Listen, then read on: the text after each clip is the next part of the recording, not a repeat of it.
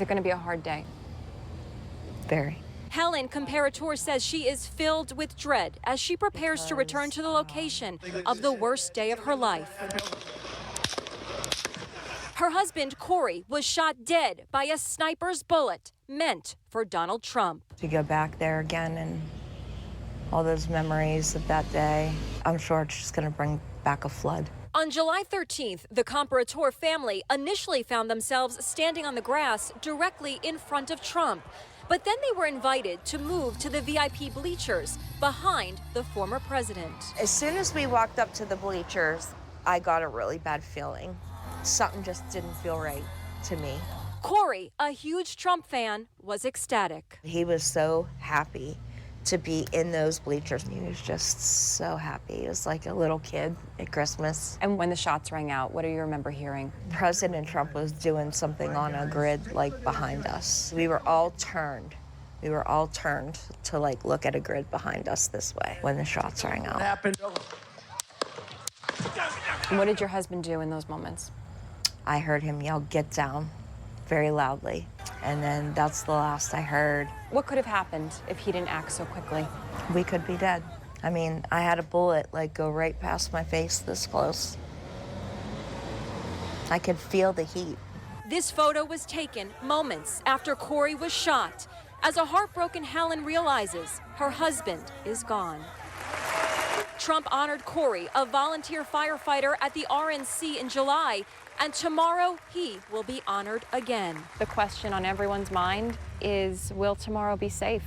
I have no doubt tomorrow's going to be safe. I think after what we've observed from the July 13th rally that extra measures have been taken, that, you know, you learn from your mistakes. Right behind me is the field where Trump will hold his rally tomorrow. He says it's going to be the safest place in America, and he's not exaggerating. The entire area is on lockdown. Good morning, Owasso. This is the Twins with Owasso Live, and this is the Morning Loop. Yeah, if you didn't know, Trump had a rally back in, it's Butler, right? Yeah, Butler, Pennsylvania. In Butler, where he was nearly assassinated, and big rally, you know, big, huge crowds, big rally, lots of people packed, Lion Kamala, saying I don't draw big crowds, you know. Yeah, I mean, no fear. This guy went back there and to the scene of the crime and went back there to give another speech, another rally, and of course they obviously secured it better this time. You know, I mean, the FBI has got their reputation on the line now, I suppose, or the Secret Service, excuse me. But yeah, pretty amazing stuff. He went back there, and not only didn't go alone, he was joined by Elon Musk. So Return of the King and Return of the Richest Man in America, arguably two of the most important people in the world, you know. Elon Musk, an innovator in big tech, and you have Donald Trump, the hopefully future president of the United States. So, I mean, that's just amazing. You know, it's a powerhouses come together. You got you know, what they said, the Justice League is, you know, you got Trump and RFK and Tulsi Gabbard all on the same team, and that's amazing. You have Democrats join the Republicans, but they were always moderate Democrats, you know, and, you know, of course, according to the Democratic Party, they were never really Democrats anyway. They were just secret conservatives, plants, you know. So, but yeah, we got some good stuff for you on the show today. So I guess the first thing you're going to want to show is this little comic book you got pulled up. You might have to transition away from that. Yeah. Thanks for watching thing. Yeah, give me 1 second here. Let's do that. But yeah, I talked about this, I think, Friday. It was talking about the whole, you know, pushing people from the center away. But it's not even people pushing people in the center away. It's people on the left pushing people on the left away now. Mm-hmm. So, I mean, just look at this thing. Just go ahead and read it, what it says. You got it. All right. It's the Democrat donkey telling Elon to F off. Then he tells Tulsi Gabbard to F off. Then they tell RFK Jr. to F off. And then at the very bottom, it's all of them standing next to Trump. And he's like, why are you guys helping Trump? I wonder why. Yeah. I mean, it's pretty amazing, man. They have zero self-awareness. You know, it's either you are in lockstep with the party or you're out. You know, there are plenty of people who love, like even the people who are in the cult of personality, the people who adore Trump. Like whenever he did that bump stock ban, there were lots of gun owners that were like, hey, this is not going to do anything at all. I don't know why this is such a big deal. You know, they passed a law of legislation to, again, it's what happens when think of the children people types are out. You know, oh, won't someone think of the children? It's an ineffective measure to try to stop mass shootings. It's like like that Las Vegas thing when he passed that bump stock ban. Ridiculous. I mean, we don't even think. I mean, the rate of fire coming from those weapons did not sound like it was from a bump stock. Nor can you accurately fire a bump stock. So it's just, you know, when people are afraid, they just go, take our rights away, take our rights away. They just don't. People don't think. So, and I know you've got some stuff pulled up over there, Chad, that you probably want to show. So yeah, that's this one right here, which this is the one that Elon Musk showed first. This is the one that blew up kind of on Twitter. Was the first one. I'm trying to find the one where it's the guy pushing him. Yeah. But this is the original one that was ever shared by Elon Musk on Twitter. Now, of course, he didn't make it, but it is accurate. It's like, my fellow liberals, and then it says me, and then there's a conservative guy on the right. And then, you know, it's 2008. And then it shows the liberal after 2012 just taking off running down. Yeah, during the Barack Obama era, yeah. I mean, Barack Obama was the catalyst, the downfall into the left, just sprinting off into a crazy directions. Yes. And then he's super far away, and it says woke progressive. The center has been completely shifted by how far left that the progressive leftist here has run, and then the person who was originally, you know, moderate, still center left, center left is now center right, but not because he wants to be or because he's changed. Because the culture left is completely shifted to the far left. The cultural pendulum has swung so far, like they ran so far to the left. The cultural pendulum can't go back anymore. So it's like, if you just had moderate Democrat positions, like blue dog Democrat positions, stuff that, you know, people in the 50s and 60s would have been like, yeah, I'm a Democrat. Now that is far right extremist propaganda. So again, the party doesn't know when to stop, and it never will, because there has to be another cause. There has to be another way to usurp power, because that's all the Democratic Party is about. It's not about the truth. It's about power. It's about getting hold of the institutions. So, I mean, that's kind of where we're at right now with all this. It's just a sad state of affairs that the country's in. And again, people don't see it. Like, people are, like, the people on the left will be like, no, it's the right that's changed. It's the right that's changed. You know, Jonathan Haidt had done all those books about how the left doesn't understand the right, but the right perfectly understands the left. That's 100% the case. And that's why literally all leftist jokes end up going, because they're not jokes. They just go, you're a Nazi, you're Satan, you're a fascist. You know, it's like, that's how leftists meme, essentially. Like, they meme that way because there's no joke. Like, the joke is, I'm serious, you're a Nazi. Like, you know, I'm not rounding up Jews. All I'm saying is maybe we should limit government authority. And they go, that's just insane. Why would you limit government authority? It's like, I don't know, because I don't want the government having control over my life. Is that such a radical position? And to them it is, because they want you to be in lockstep with them all the time. If you disagree, you're no longer part of us. So it's just wacky, silly nonsense. But here we are.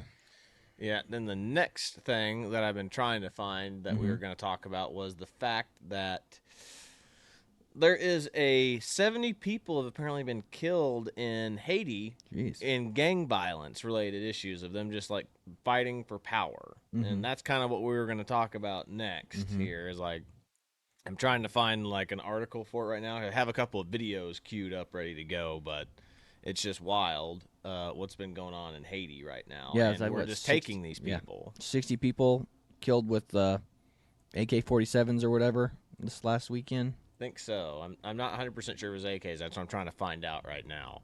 But it's wild. It's wild. I don't know what's going on over there in Haiti.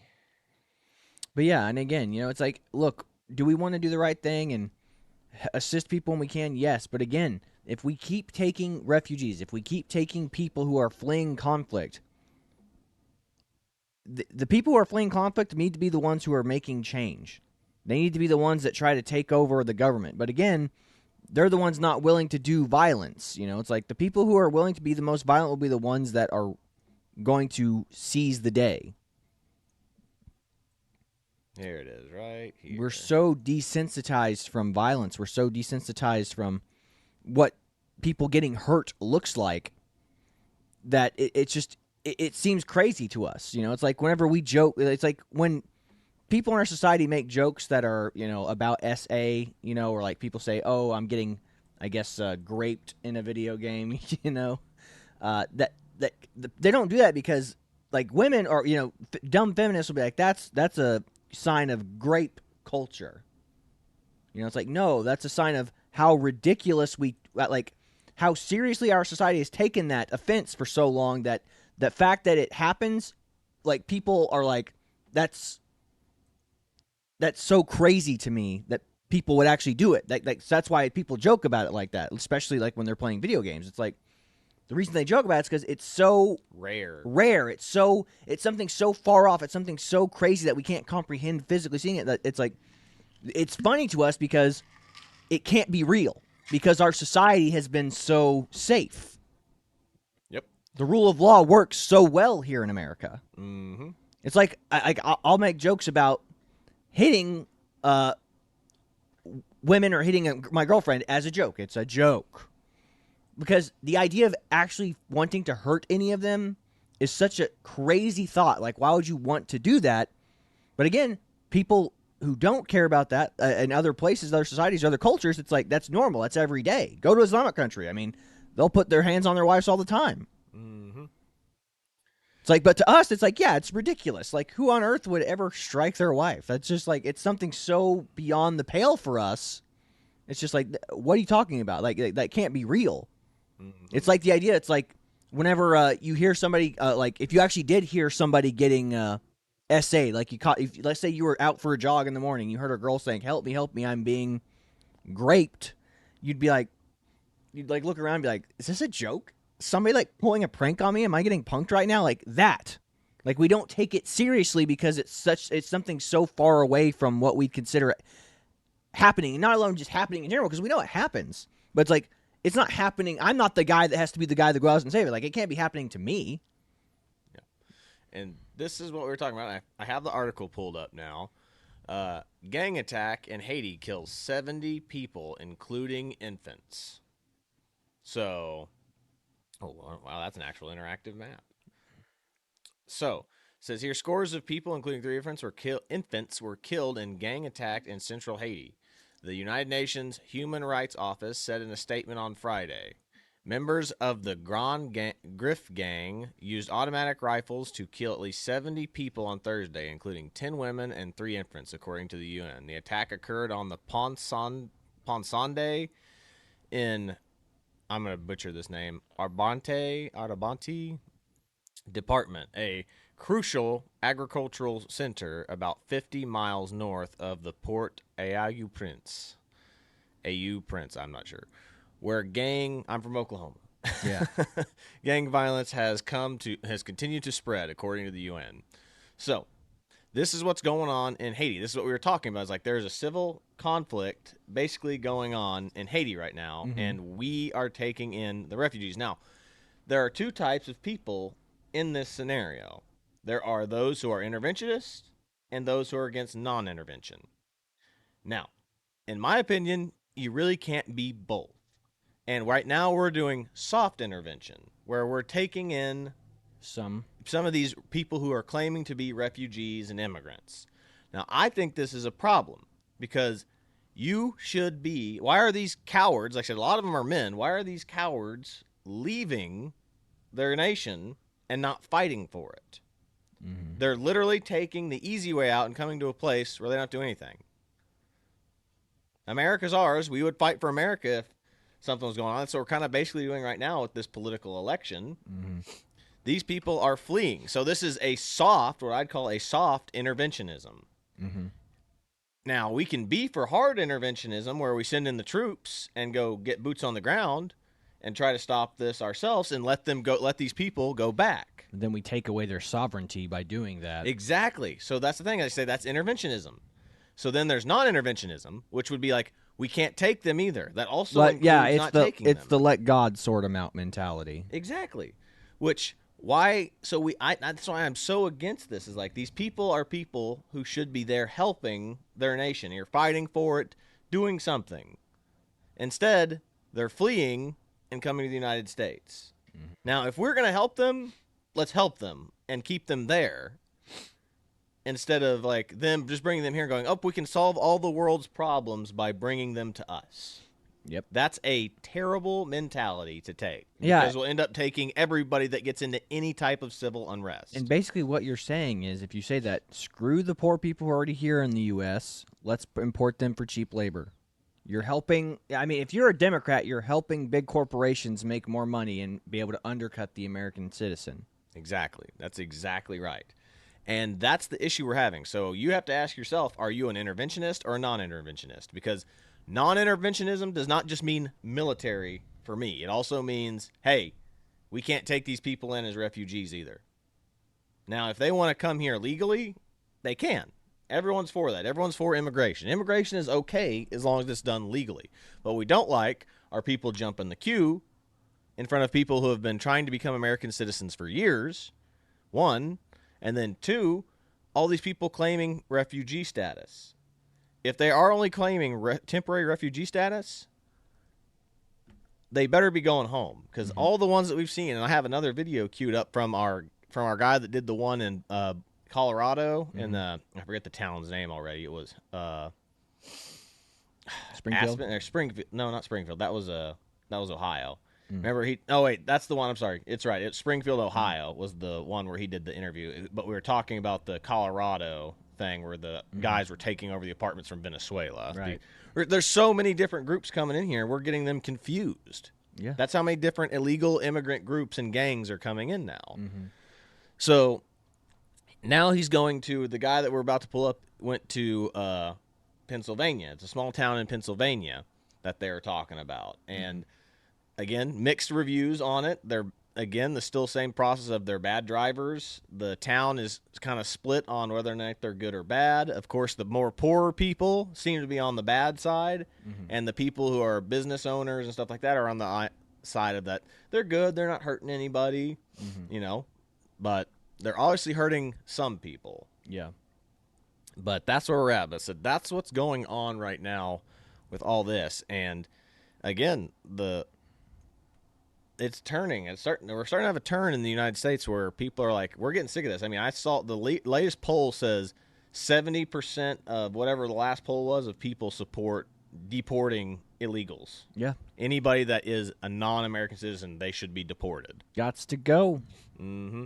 But while I'm getting ready to pull this up, I'll read this meme right here that's pulled up if you can't see it. It said, immigrants in luxury suites in New York hotels sleeping. And it says, Americans waiting for help after a hurricane. And it's Jim Carrey from getting attacked by the alligator. Yeah. And ridiculous. I'll play it real quick. Yeah, and Ace Ventura.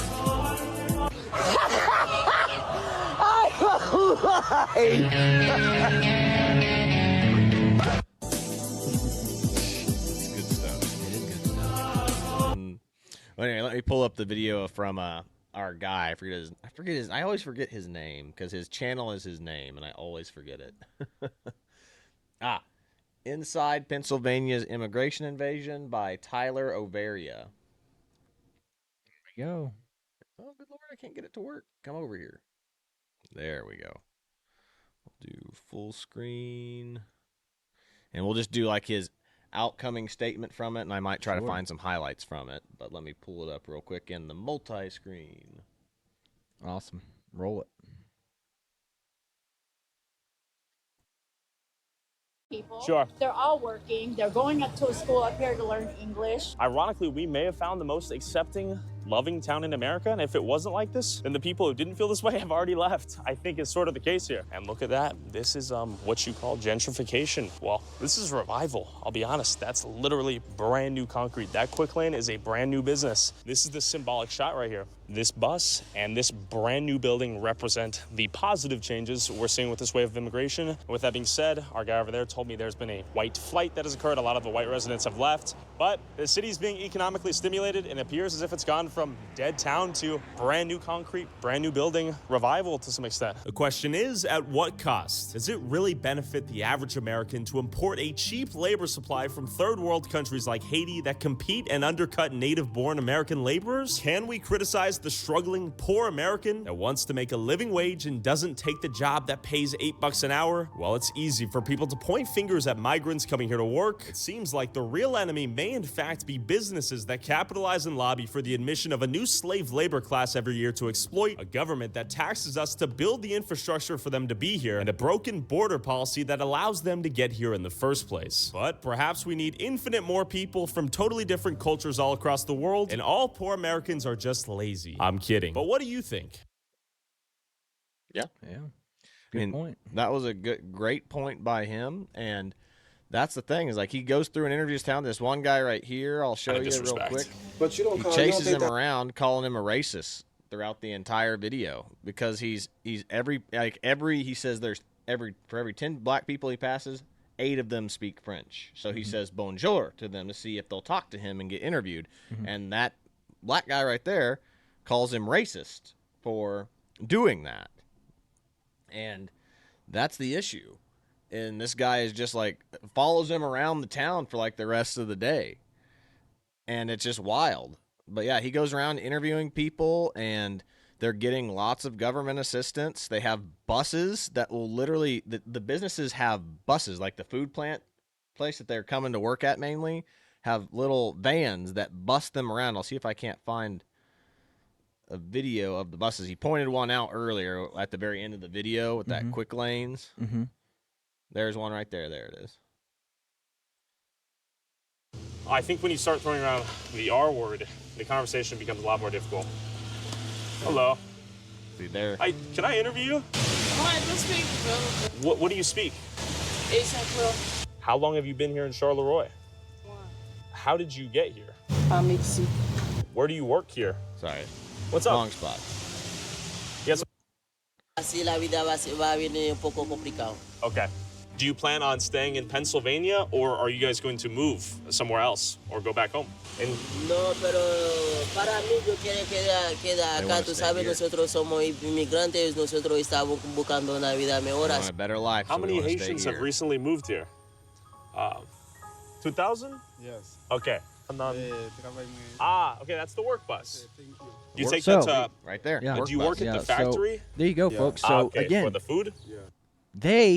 the company, has a tax write-off and can pick up their employees, their cheap labor immigrant employees that they're probably getting a huge government subsidy for hiring them. It's like, hire immigrant workers program, and that bus will come and pick them up at their homes and address. They get to write it off as a tax write-off, and then they get to employ this cheap labor, and they're already getting cheap housing because they're immigrants. Yeah. And one point in this video, he interviews one guy that's staying in a house with like 5 or 6 other Haitian immigrants. And that's the thing is like they're trying to learn English. Like I said, one lady points out that they're all going to like English class. Now, who knows by all? She says all. We don't know. But they all speak French. They're not assimilating exactly as well as we thought that they would. So there's just a lot of issues. Like, it's split. Like, of course, like the more poor and lower class families and stuff are having big issues. It's like, I can't get a job. Like this guy right here goes, I can't get any work. And I'm going to have to leave because I'm leaving this town, They call it white flight, but I mean, like when you're bringing in somebody that'll work for cheap, when compared to whatever country they just came from, this place seems like heaven. Like housing, you got work, people pick you up and take you to work for free. Yeah. I mean, that's wild. That's wild for a lot of these people. We're no different than the people that are in Dubai, where they import the slave labor. They make them live in like, I mean, maybe the living Look, there he conditions is. are There's a that little guy bit. chasing him. He followed him around town. Yeah. So that's what's going on. That guy's literally driving around saying that he's racist. Yeah, there's a moral busybody right there, that guy. Yeah, and then he like kind of apologizes and stuff right there, and they move on. But yeah, he literally goes around town saying there's this racist white guy going around interviewing people. So it's wild. It is Again, wild. and that's the level of political discourse we've been having since Barack Obama. I mean, it's like Barack Obama is where all this started. It started with that, like the minute you started criticizing Barack Obama, well, you must be criticizing him because he's black, so you're a racist. No. Oh, and that's another thing. Traffic accidents have increased, like with Haitians killing people, driving. Now, again, the question is it happening more often? They say it is. So a bunch of the people in the town say more traffic accidents are happening because of the Haitian immigrants. So it's a possibility. We don't really know, but that's what's going on right now. Yeah. And it's, again, if this is another town, I mean, this is the second one that he's covered where, they're having issues. Yeah. And sad state of affairs, man. Mm-hmm. What else do you got for me today? Well, we're really coming close to wrapping up, but if I did have something else, it would be this, not this right here. I got one last video, if I can find it. There it is. And this one's of Poland. Now, Poland, same guy, he went to Poland hearing that Poland has a kill order out on for immigrants? immigrants Yeah. if they try to illegally enter the country. And he went to go see how true this was because, the media literally blows everything out of proportion. And as you'll find out in this video, this is just a short of his main thing. I'd recommend watching the whole thing because he goes and interviews a lot of people in Poland that are living in Poland that aren't Polish. Like some of them are immigrants. Now, granted they appear to be European immigrants, but it's wild. And they say that goes, we've only issued kill order on people trying to enter the country illegally if our troops or our guards feel under threat, like they're getting rocks thrown at them. Like that's what happened at one point. You One mean of their like when our guys was guys got killed by a charged at- spear. One of their guards was killed by a guy throwing a spear at him, a makeshift spear. Wow. So you're saying like when our guys got tackled at the southern border, and Correct. yeah, they could have opened up on them. Correct. And Should have more than opened up. likely should have, because that would have decreased the amount of illegals coming Again, across the border. If you let troops defend themselves and you tell people don't come, and if you come, there are really serious potential, maybe even life-threatening consequences, people will be like, maybe I don't want to go there. Yeah, 100%. But here we go. I'll play this, and this will be basically, we'll end the show after this because, I mean, that's where we're at. It's like immigration is getting out of control. It's causing inflation to go up because, you wonder why people aren't being able to get as much because there's more people, so that means less groceries. So that means groceries, in turn, have to go up. And then now there's not as many jobs. Like I said, they're saying that we've created this many jobs. The Biden administration has been bragging about how many jobs. How many jobs do you think that was created specifically for illegal immigrants or for people that are immigrants that they're bringing in on refugee status? Yeah. I wonder how many. And you wonder why the average person can't afford a home. The demand for homes has gone up a lot, and if you have a group of 10 Haitians living in the same house with some subsidized living because they all live in together inside of a single house, well, why the heck wouldn't you? Yeah. So, which means that we have a need for houses. The government makes it extremely hard to build houses. I mean, that's the one thing I've seen is like, if you watch any realtor person right now talking about trying to build real estate and build houses and homes, how extremely difficult the governments, whether it's city, state, or federal, make it for them to actually be able to get the lease to buy the properties, to build, and then get the permit to build it and everything else. You have to jump through so many hoops. So we need to roll back the regulations, which is what Trump is all about. Build more houses for these people, so that way we have more affordable housing. Because that's the thing. There's more people than there are houses right now. Hence, houses go up. Supply and demand. If there's not that much of it, the cost goes up. If there's too much of it and not as many people, price goes down. Yeah, let's say there was $100 million homes out there to buy, and there was only 10 people in that area looking to buy one of those homes. Do you think those houses are going to cost $1 million, or do you think they're going to be like, well, I guess we could lower the price to $500,000 or $450,000? It's like you have the power when nobody's interested. It's like, again, it's like if you're in a position where you have to buy or sell your car. Like if you want to sell your car so you can just get funds, you can take whatever price. It's like, this is going to be like this Corvette that I've had is going to cost you $50,000. And then somebody look at it, that's not worth $50,000. Doesn't matter. I don't care I don't care if I sell it or not. If I sell it, great, cool, great. I'm going to get $50,000 minimum for it. If I don't, fine. I get to keep my cool Corvette. versus I bought a Corvette I can't afford and I have some emergency bills I have to pay. Now I have to sell this Corvette. You'll take whatever you can get because you're in a position, you're not in the position of power. You're like, I have to sell this thing because I have to pay my bills or I have to pay something else off. That's just the way it is. So just look at it that way. But that's about all I've got for you today. We'll let this video play us out. So this is the Twins with the Owasso Live. This was the Morning Loop. Be sure to like, share, and subscribe so you too can stay in the loop. God bless you. See you later, everybody. We are not racist. We are not Islamophobes. We are protecting our border. This is Poland, where a new law allows Border Patrol to open fire on migrants crossing the border illegally when and if soldiers feel under threat. But does Poland's strict border control work? And is Poland as safe as they claim? A lot of people lost their houses, lost their safety. We need help for our neighbor. It doesn't matter if he's illegal, we do not want that. There are a lot of immigrants. Sometimes it can be dangerous for Europeans. Our soldier was killed with a spear by the illegal. Do you feel safe as a woman? A lot safe. You can walk at night and nobody's like threatening you. If you want to come, you can come. Ask for a visa and you are welcome. Я сам являюсь политическим иммигрантом. Я пока не сталкивался с какими-то негативными проявлениями в свой адрес. What are your thoughts on if you came here illegally? Oh, I should go to prison. If you are to commit a crime on the Polish soil, you might be dead. After talking to Dominique, he took me to the border to see their hybrid war in action and the migrants trying to enter illegally. Can you hear that? They're throwing stuff. They behave like animals. Let's get out of here. Tap here to watch the full video. We are not racist.